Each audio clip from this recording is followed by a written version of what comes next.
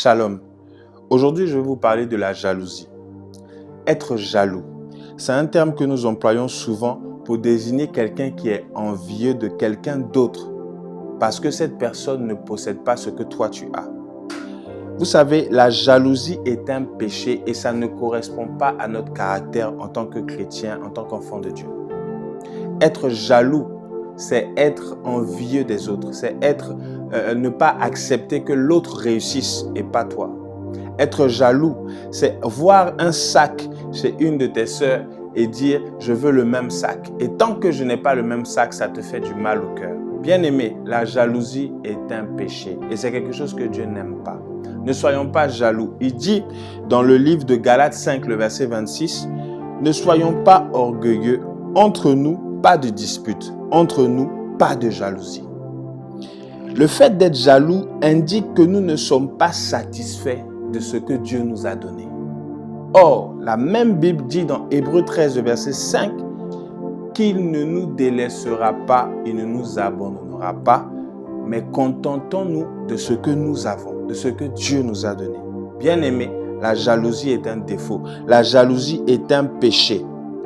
Et pour combattre la jalousie, nous devons devenir davantage comme Christ et pas comme nous-mêmes. Celui qui est jaloux cherche à avoir son propre intérêt. Or, si je cherche à ressembler à Christ, je vais chercher l'intérêt des autres. Lorsque ta sœur réussit, tu es heureux. Lorsque ton frère réussit, tu es heureux de le voir être élevé, mais tu ne le combats pas. La jalousie fait partie des défauts que la personne qui la possède peut devenir sorcier. Celui qui est sorcier a commencé par la jalousie. Celui qui n'aime pas son frère a commencé par la jalousie. La jalousie est un défaut, est un péché. Bien-aimé, pourquoi des gens deviennent des Judas? Dans la plupart des cas, ceux qui deviennent des Judas sont, pour la plupart des cas, à l'origine, il y a la jalousie. Aujourd'hui, tu vois peut-être pas que cette personne-là ne te trahira, mais demain, elle te trahira parce qu'elle t'a vu réussir. Et la jalousie fait partie des péchés et de la nature de la chair.